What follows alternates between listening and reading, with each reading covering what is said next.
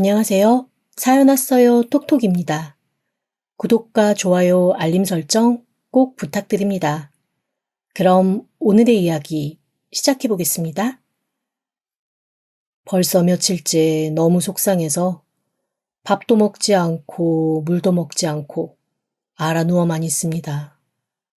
대체 이 답답하고 끓는 속을 어디다가 얘기를 해야 할지 앉아있으면 막막하고 서 있으면 눈물 나고 정말 미치고 팔짝 뛰겠다라는 말이 절로 흘러나오는 하루하루입니다. 저한테는 아들이 하나 있습니다. 참 부모 자식 지간도 유난히 안 맞는 타입들이 있죠. 조금도 말이 통하지 않고 한 번도 서로에게 좋은 말 곱게 나가지 않는 그런 사이. 그런데 부모가 뭔지 아무리 싫다고 밀어내도 자식은 자식이라 다시 굽히고 들어가는 건 결국 저더라고요. 어떻게 하든 아이를 바르게 키워야 한다는 책임감 때문에 속이 문드러지고 죽을 것 같이 힘든데도 꼭 참고 책임을 다하려 노력했습니다.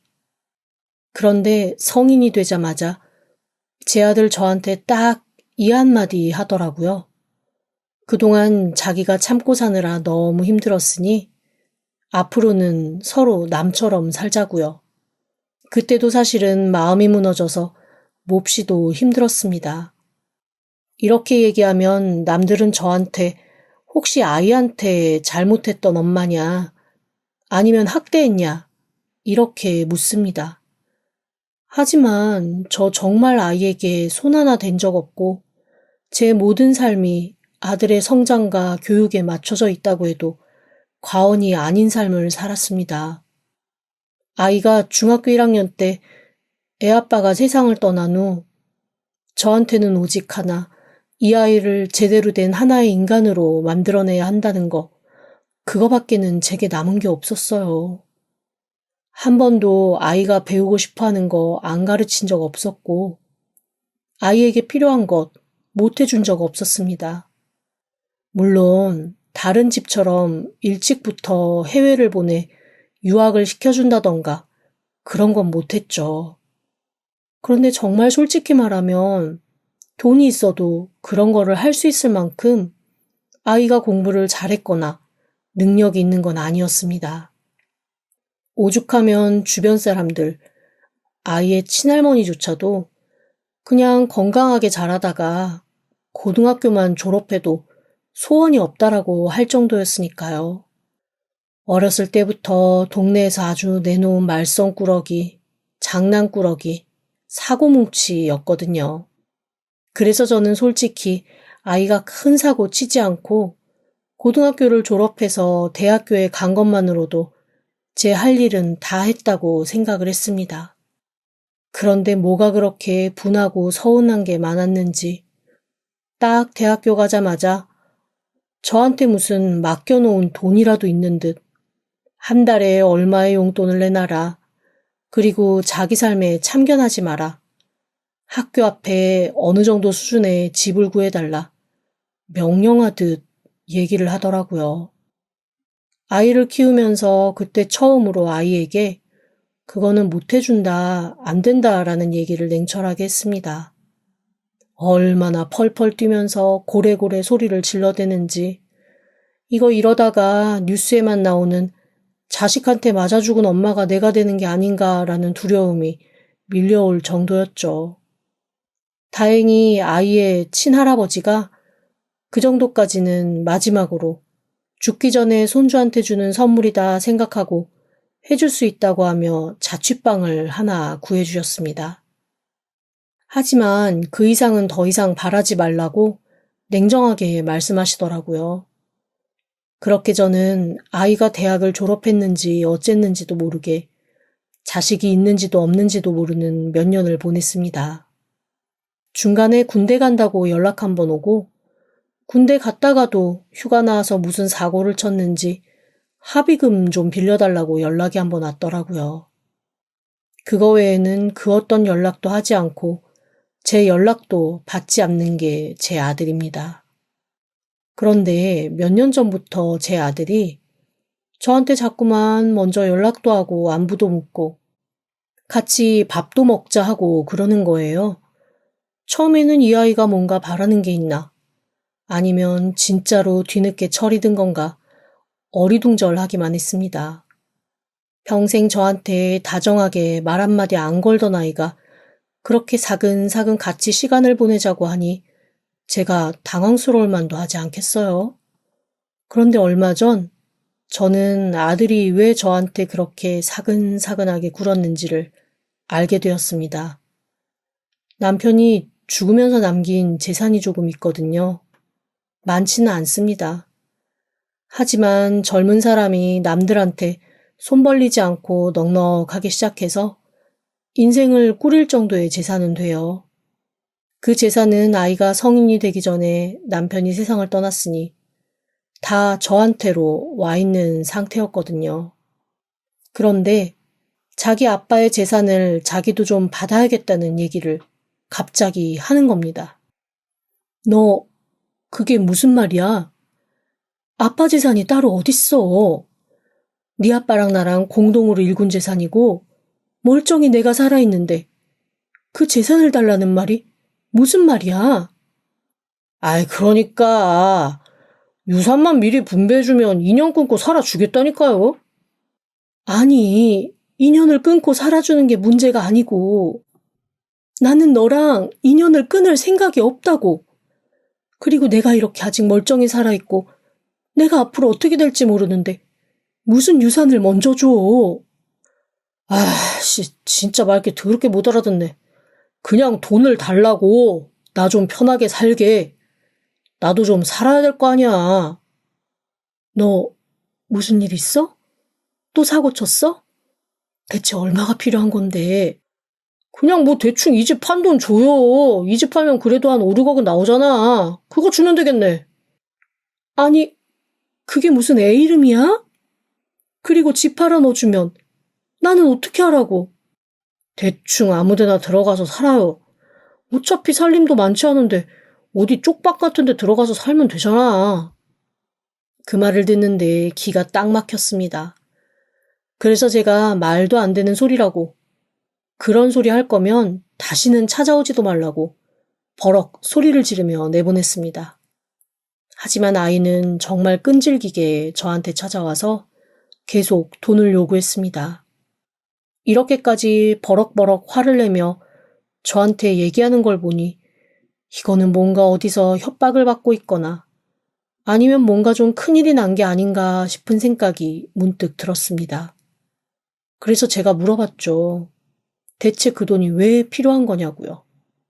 처음에는 퉁명스럽게 자기가 돈을 어디에 쓸 건지, 어디에 필요한지 알아서 뭐 하냐고 버럭 화를 내더라고요.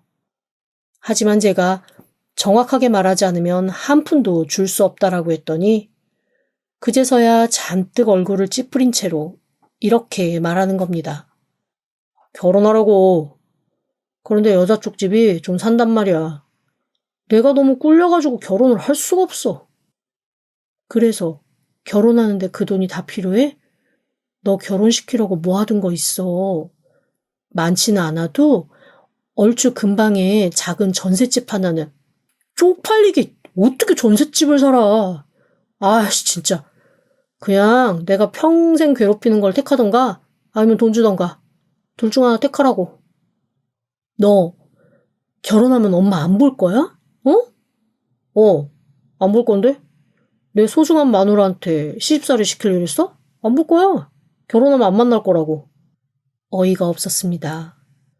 제가 시집살이를 시킬지 안 시킬지, 지가 어떻게 한다고 이런 소리를 해대는지, 그리고 혹 시집살이를 시킨다 하더라도 그렇게 제 잔소리가 싫었으면 저한테 돈을 받을 생각도 하지 말아야 되는 거 아닌가요? 너무 기가 막히고 어이가 없어서 할 말을 잃고 멍하게 아이를 바라봤습니다. 그러자 아이가 다시 한번 저한테 이러더라고요. 돈 줘, 결혼하게. 못 줘. 그리고 시집살이를 시키던 안 시키던 그건 내가 알아서 할 일이고 나한테서 결혼자금 받고 싶으면 정식으로 인사시키고 똑바로 절차 밟아서 결혼해. 내가 무슨 이웃집 아줌마도 아니고 이런 식으로 나한테 돈만 받아서 결혼하는 거 어린 반푼어치도 없어. 저 처음으로 아이에게 그렇게 냉정하게 얘기했습니다. 보통 자기가 신경질 내면서 쪼르면 제가 못 이기는 척 지면서 얘기를 들어주고는 했었는데 그렇게 냉정하게 딱 잘라 얘기를 하니 아이가 조금 당황스러워 하더라고요. 자기도 제가 이런 식으로까지 싸늘하게 말할 줄은 몰랐겠죠. 제가 다시 한번 똑부러지게 얘기했습니다. 너 나한테서 결혼자금 1원 한 푼 못 갖고 갈 줄 알아. 돈 한 푼이라도 받고 싶으면 제대로 애 인사시키고 남들 결혼하는 것처럼 그렇게 진행해. 제 얘기를 듣고 아이는 뭐가 그렇게 화가 나는지 얼굴이 울그락불그락 있는 대로 구겨지면서 확 자리를 박차고 나가버렸습니다. 대체 저 아이를 어떻게 해야 하나. 나이가 30 중반이 다 되어가는데도 저렇게까지 철이 없으면 대체 어쩌란 말인가. 심장이 푹푹 쑤셔서 답답해져 왔습니다. 제가 너무나 속이 상해서 어쩔 줄을 모르겠더라고요. 그래서 그날 이후부터 이렇게 온몸이 시름시름 아프며 며칠을 앓아 누워있는 거예요. 내 얼굴에 침 뱉기라 어디 말도 못하겠고 시댁이며 친정이며 기댈 곳 하나 없으니 그저 속만 상하고 답답할 뿐이죠. 이렇게 답답한 속을 어째야 하나 끙끙 앓고 있는데 아들에게 며칠 만에 연락이 왔습니다. 무뚝뚝한 얼굴로 저한테 통보하듯 이렇게 얘기하더라고요. 나 결혼할 여자랑 인사 갈 거니까 집 좀 제대로 치워놓고 있어. 사람 창피하게 하지 말고. 언제 올 건데? 오늘 저녁에 갈 거야. 아니 얘, 너는 그런 얘기를 그렇게 지금 당장 하면 어떻게 해? 몰라. 오늘 아니면 시간 안 된다고 그랬으니까 이따 봐요 그럼. 아들은 역시나 이번에도 자기 멋대로 일정을 정해서 저한테 통보했습니다. 아이고, 한숨이 절로 나왔지만 어쩌겠어요. 일단 사람이 온다니 준비는 해야죠. 저는 나름대로 집을 깔끔하게 치우고 정말 정신없이 부지런히 음식을 했습니다. 뭐 손님 치를 때 하는 음식 뻔하잖아요. 갈비를 좀 재우고 잡채도 좀 하고 전도 몇 가지 부치고 당장 어떤 국도 끓이기가 애매해서 소고기 묵국 하나 끓였죠. 나름 짧은 시간 동안 열심히 준비해서 상을 차려놓고 기다리는데 아들한테 전화가 왔습니다. 글쎄 결혼할 여자가 집에서 보는 거 부담스럽다고 밖에서 보자고 했다는 거예요. 첫인사인데 덥석 집에 가서 앉아있는 거 너무너무 불편하고 싫다 그랬다나요? 그래서 제가 아니 그럴 게 뭐 있냐 와서 그냥 밥 한 끼 먹는 건데 생판 모르는 남의 집 가서도 밥 먹을 수 있는 건데 시댁될 곳에 왜 오기 싫어하는 거냐고 했더니 이 주책 맞은 아들놈 저한테 며느리가 될 아이가 했던 말을 아주 고스란히 토시도 하나 안 빼고 전달하더라고요. 어차피 앞으로 평생 드나들 건데 벌써부터 드나들기 싫다나요? 밖에서 봐. 그냥 밖으로 나와요. 그런 말을 하는 며느리 될 아이나 그 말을 거르는 것 없이 고스란히 전하는 이놈이나 부창부수가 따로 없다라는 생각이 들면서 어이가 없었습니다. 거의 한 달 식비 다 투자해서 산더미처럼 만들어 놓은 음식을 보니까 부하가 치밀더라고요. 그래서 제가 다시 전화해서 이렇게 말했습니다. 집으로 올 거 아니면 인사도 하지 말고 결혼도 너희 알아서 해. 그게 무슨 말이야? 집으로 안 간다니까? 그러니까 집으로 와서 제대로 인사할 거 아니면 오지도 말고 결혼도 너희 알아서 하라고. 그리고 확 전화를 끊어버렸습니다. 그러자 몇 분 뒤 아들이 있는 대로 부어터져서 투덜투덜거리는 목소리로 전화를 했더라고요. 아씨 싸웠잖아. 엄마 때문에 지금 우리 완전 분위기 안 좋거든? 몰라. 오늘 집에 안 가. 어이가 없었습니다. 그 여자애도 참 만만치 않다 싶더라고요. 보통 이렇게까지 말하면 입이 대빨 나오건 화가 머리끝까지 나건 그래도 일단은 어른 말이니까 와가지고 인사드리는 게 맞지 않나요? 이런 생각을 하는 제가 너무 꼰대인가요? 어쩜 그렇게 집으로 올 거 아니면 오지 말라고 그랬다고? 안 온다고 하는 건지 저로서는 도저히 이해가 되지 않았습니다. 그렇게 저는 아들과 며느리 될 아이가 집에 올 줄 알고 잔뜩한 음식을 동네 사람들이랑 다 나눠 먹었어요. 다들 저한테 짠순이가 어쩐 일로 이렇게 음식을 해서 나눠주냐며 놀라워하고 고마워했지만 제 속을 누가 알겠습니까? 속에서 천불이 솟는 걸 간신히 꾹꾹 눌러 참으며 그냥 동네 사람들이랑 잔치 한번 했다라고 생각을 하고 말았죠. 그렇게 또 유야무야 몇 주가 지났습니다. 몇 주 동안 껌껌먹은 소식이었던 아들놈이 뜬금없이 또 전화를 했더라고요. 어째 이 녀석은 자기가 잘못을 한 게 있다는 걸 조금도 생각을 하지 않는 건지 저한테 또 이렇게 통보를 하는 겁니다. 이번 주 토요일 날 상견례 있어요? 나는 며느리 될 애 얼굴을 한 번도 본 적이 없어서 상견례 나갈 생각도 없다. 이게 이상하죠? 평생 아들에게 굽히고 살았는데 한 번 제 마음에 뾰족한 게 들어오니까 아들이 하는 말에 고분고분 넘어가주고 싶지가 않더라고요. 그러자 아들이 저한테 버럭버럭 화를 내는 거예요. 그러면서 제대로 기억도 안 나는 험한 말들을 저한테 미친 듯이 쏟아내는데 억장이 무너지기 시작했습니다. 대체 지 애미한테 이런 식으로 말하는 새끼가 어디 있으며 이런 놈이 결혼하겠다고 설치는 꼬라지도 우습고 거기에 더 기가 막힌 건 이 모든 게 저를 엄마로서 존중해서 하는 게 아니라 정말로 돈이 필요해서 결혼할 자금 뜯어내려고 억지로 한다는 것 자체가 저한테는 슬프고도 어이없는 일이었던 거죠. 그럼에도 불구하고 제가 완강하니까 결국 처음으로 아들이 저에게 굽히고 들어오기 시작했습니다.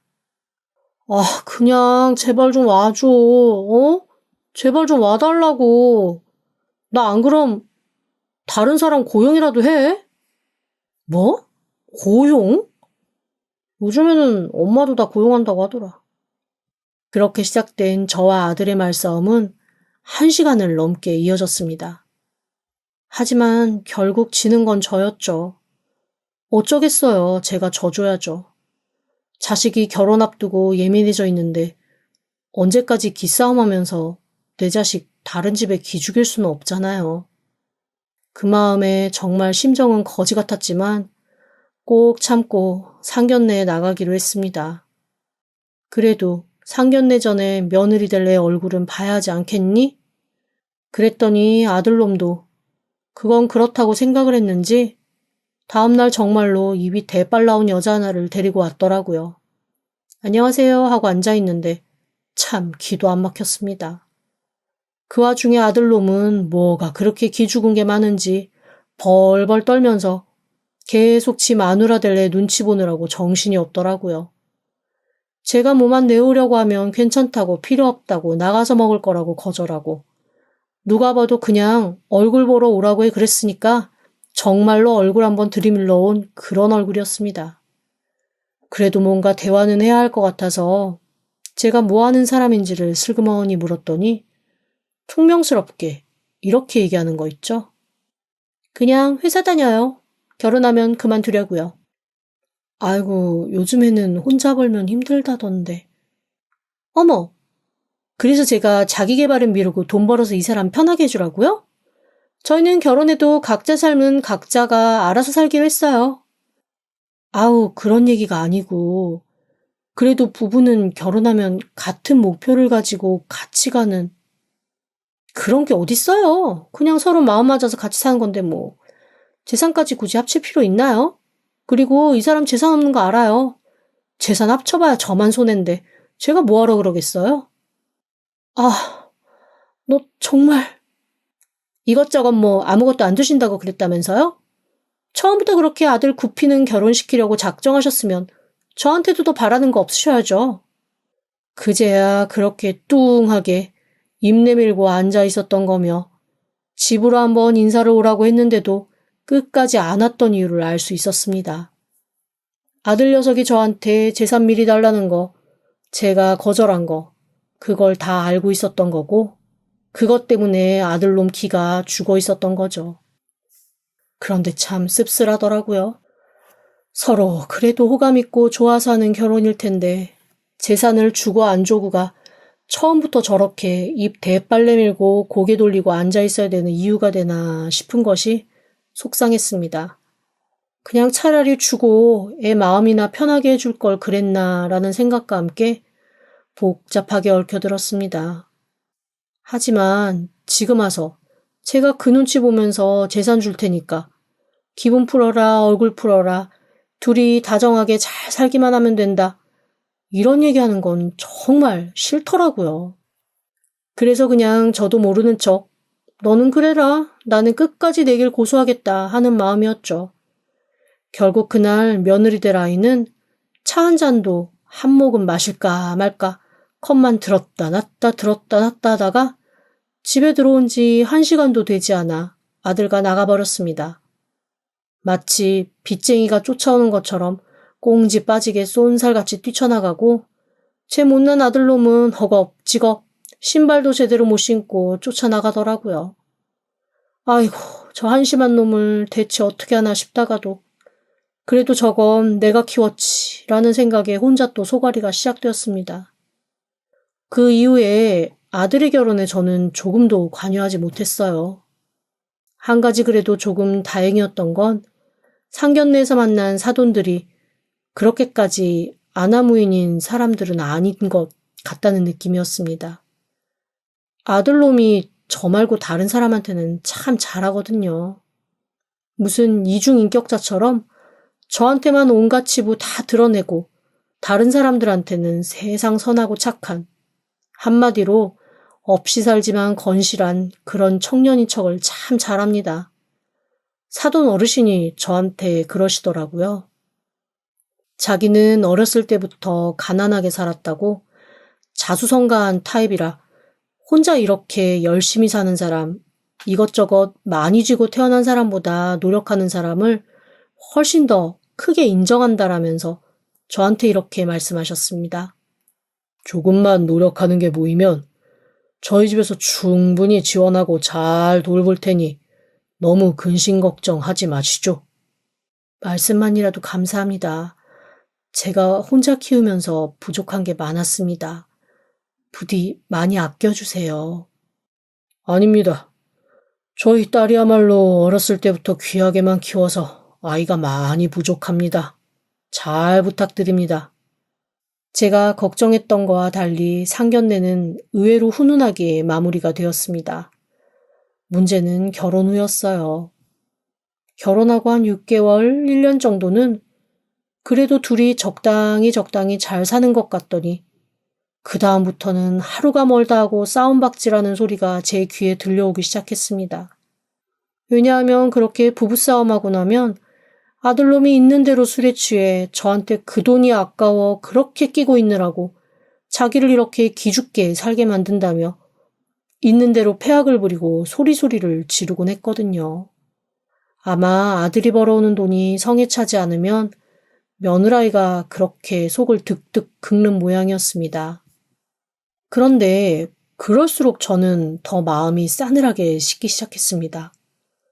처음에는 그래도 아이가 기죽지 않게 돈을 좀 해줘야 되나라는 생각을 하다가 점점 아들의 그런 모습에 지쳐가기 시작한 거죠.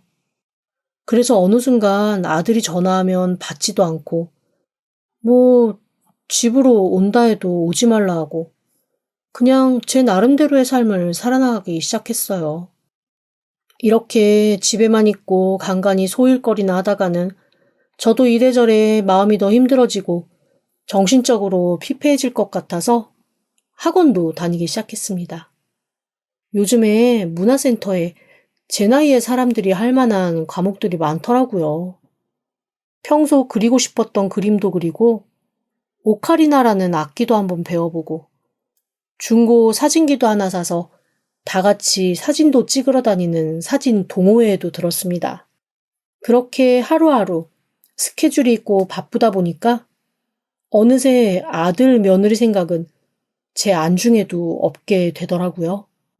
그리고 그 즈음부터 제가 활기를 찾고 여기저기 놀러 다니며 행복해하는 걸 보던 아들이 이틀에 한 번, 3일에 한 번 뜬금없이 집에 와서 밥 한 끼 먹고 가는 날이 잦아졌습니다. 제가 막 나가려는 준비를 할 때 불쑥 집을 찾아와서 제가 그냥 냉장고에 있는 거 꺼내 먹고 가라고, 나는 약속 있어서 나간다고 그리고 나가기도 하고, 제가 밥 먹는 도중에 아들이 오면 그냥 밥 숟가락 하나 더 놓고 같이 식사하고 그런 일들이 있었죠. 무슨 일 있냐? 정말로 너희 부부 뭐 안 좋은 거냐? 물어봐도 의외로 괜찮다고 별일 없다고. 결혼하고 나니까 결혼 전에 엄마랑 이런 시간 많이 못 보냈던 게 조금 후회돼서 그래서 오는 거니까 신경 쓰지 말라고 그렇게만 얘기하더라고요. 이제서야 이 녀석이 정신을 좀 차렸나 싶어서 한편으로는 마음이 조금 촉촉해지기도 했습니다. 그런데 이 모든 게 망할 아들놈의 큰 그림이었다는 건 얼마 후에야 밝혀졌죠. 그렇게 저희 집을 드나든 지 얼마 되지 않아서 아들이 저랑 같이 어디 좀 가자고 하더라고요. 아들이 저를 데리고 간 곳은 병원이었습니다. 제가 왜 이 병원에 왔냐고, 무슨 일 있냐고, 혹시 며느리가 아프냐고 물어봤더니 아들이 다짜고짜 저를 의사 앞에 데려다 놓고 이상한 소리를 하는 겁니다. 저희 엄마가 정말 몇 주 너무 이상하셔가지고요. 치매가 엄청 진행되신 것 같아요. 자꾸만 이상한 소리 하시고. 하여간 집에 가보면 살림도 엉망이고. 다른 병원에서 뇌 사진 검사한 것도 가져왔습니다. 금시초문이었습니다. 저는 태어나서 단 한 번도 뇌를 사진을 찍어본 적이 없거든요. 그런데 아들이 내민 뇌 사진에는 정말로 제 이름이 써 있었습니다. 제가 너무 놀라서 나는 사진을 찍은 적이 없다. 저거 내 거 아니다 라고 했더니 아들이 갑자기 제 손을 잡고 눈물을 뚝뚝 흘리면서 이러는 거예요. 저희 엄마가 이러세요. 분명히 본인이 찍어놓고도. 그러실 수도 있죠. 원래 이 질병이 좀 그렇습니다. 과거가 기억이 안 나는 것뿐 아니라 미래 계획도 세우기가 어렵거든요. 전문적인 케어를 받으면 좀 나아질 수 있을까요? 글쎄요. 치매는 나아지는 병이 아니라서. 일단 이 치매가 알츠하이머인지 아니면 뭔가 다른 요인으로 생긴 치매인지 그것부터 좀 살펴봐야 할 것 같은데 일단 입원을 좀 하실 거죠? 그렇게 아들은 저를 병원에 밀어넣고 사라져버렸어요. 너무 당황스럽더라고요. 병원에서는 저한테 며칠에 걸쳐 이런저런 검사를 하기 시작했습니다. 그러면서 내내 고개를 갸우뚱거리는 거예요.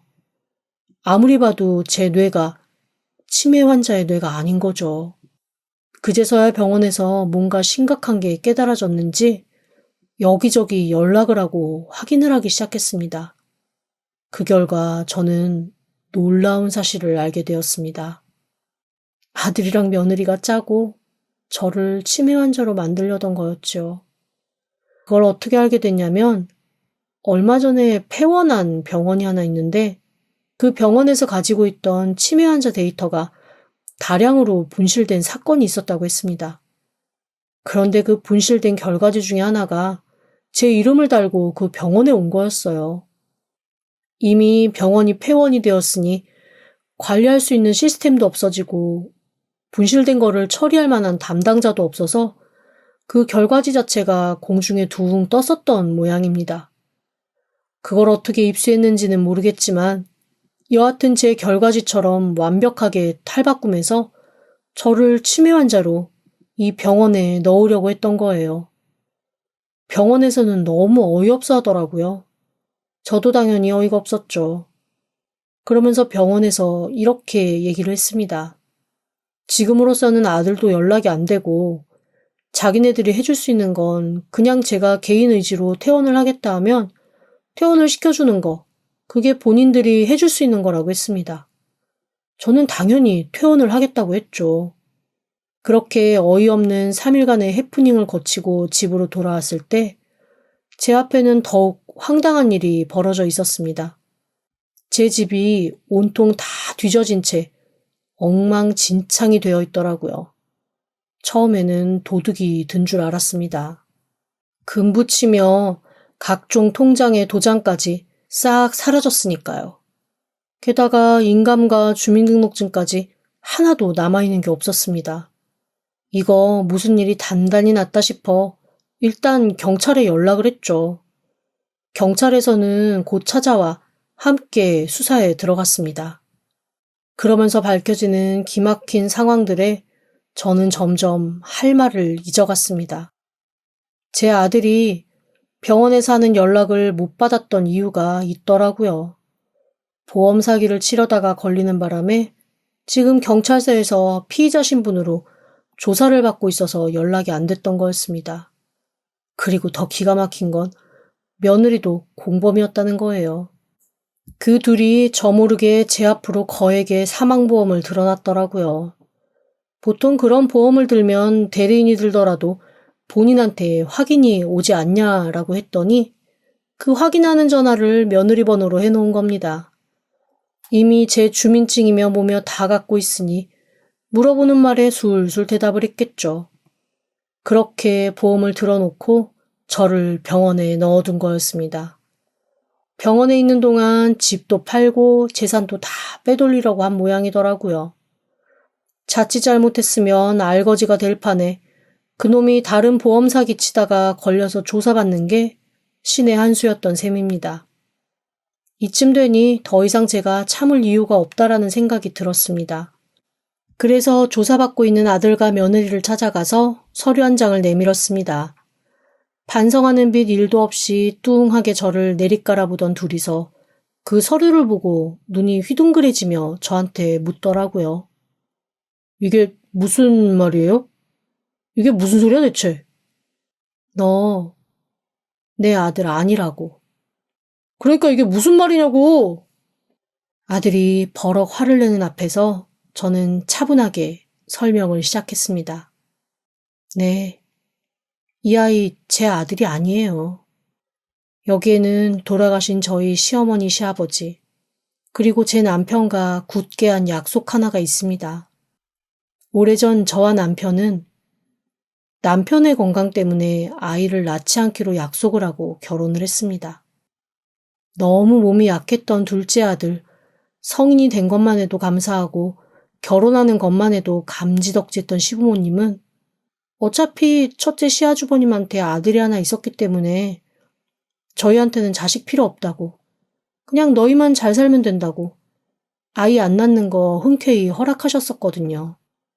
그런데 큰 시아주버님이 자기 아들 1살 때 그만 비명행사하고 말았습니다. 친구들이랑 낚시여행 갔다가 거기서 세상을 떠나셨어요.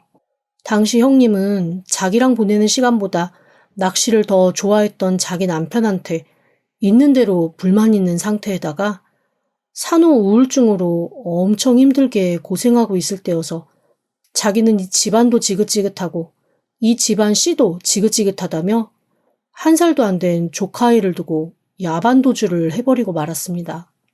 며칠째 며느리한테 연락이 없어 이상하게 생각하신 시어머니가 큰 집을 찾았을 때 너무 굶어서 얼굴이 파랗게 된 채 숨만 할딱할딱 쉬고 있는 조카아이를 보고 놀래서 데리고 오신 거였죠. 그러다 며칠 뒤 저희 시어머니 시아버지는 두 분 다 아주 옷을 정갈하게 갈아입으신 채 저한테 찾아와 무릎을 꿇으셨습니다. 제가 너무 놀라서 왜 저한테 와서 무릎을 꿇으시냐고 했더니 두 분이 이렇게 말씀하시더라고요. 이 아이를 너희 아들로 좀 키워줘라. 대신 우리가 여기다가 서약을 하나 하마. 시어머니가 한 조치는 2가지였습니다. 일단 저와 남편을 이혼시키셨습니다. 남편이 세상을 떠나면서 남긴 재산은 직계가족인 시부모님께 다 갔고 시부모님은 2번째 약속을 그때 지키셨습니다. 저한테 집과 건물 그리고 평생 맘 편하게 살 수 있는 금전적인 환경을 만들어주신 거였습니다. 그리고 아들은 남편 호적에 올렸고요. 살면서 가족관계 증명서 떼볼 일이 얼마나 있겠어요. 일단 숨길 수 있을 때까지 숨길 수 있을 거라고 생각을 하신 거죠. 너무 눈 가리고 아웅이라 어이가 없었지만 그 절박한 얼굴을 보니 참 뭐라고 말도 못하겠더라고요. 그렇게 저는 그 아이의 엄마가 되었습니다. 물론 법적인 엄마는 아니었죠. 다만 아이가 크면서 엄마라고 알면서 자랐으니 그 아이는 철석같이 저를 엄마라고 생각하고 제가 사는 집, 재산 다 자기 것이 될 거라 굳게 믿고 있었던 겁니다. 아이의 얼굴이 하얗게 질리더라고요. 그러거나 말거나 저는 지금껏 조카를 아들로 키우면서 정말 최선을 다했습니다. 제 남은 인생을 담보 잡힐 만큼까지 애쓰고 싶지는 않더라고요. 그래서 조용히 가족관계 증명서를 내민 겁니다. 거기에는 제가 남편의 아내가 아닌 동거인으로 되어 있었죠. 아이가 당황스러워 하더라고요. 지도 혼인신고 빨리 했으면 좀 더 일찍 알아챘겠지만 뭐가 그렇게 망설일 것이 많았는지 혼인신고도 늦게 하는 바람에 자기 가족관계를 살펴볼 시간이 없었던 게 억울하다면 억울할 일이었죠. 지발등 지가 찍은 겁니다. 저는 그렇게 경찰에서 조카 아이의 범죄에 그냥 넘어가 줄 생각 없으니 철저하게 잘 수사해서 공정하게 처벌해달라는 얘기를 했습니다. 뒤에서 짐승처럼 울부짖는 소리가 들렸지만 그동안 제 마음이 많이 식었는지 더 이상 동요하지 않게 되더라고요. 너무 오냐오냐 키운 게 잘못이었으려나요? 어쨌건 저 아이가 지금이라도 정신 차려서 제대로 된 인생 살기를 바랄 뿐입니다. 지금까지 들어주셔서 감사합니다. 구독과 좋아요, 알림 설정은 사연 왔어요 톡톡이게 큰 힘이 됩니다. 지금 바로 구독 부탁드립니다. 그럼 다음 사연으로 또 찾아오겠습니다. 감사합니다.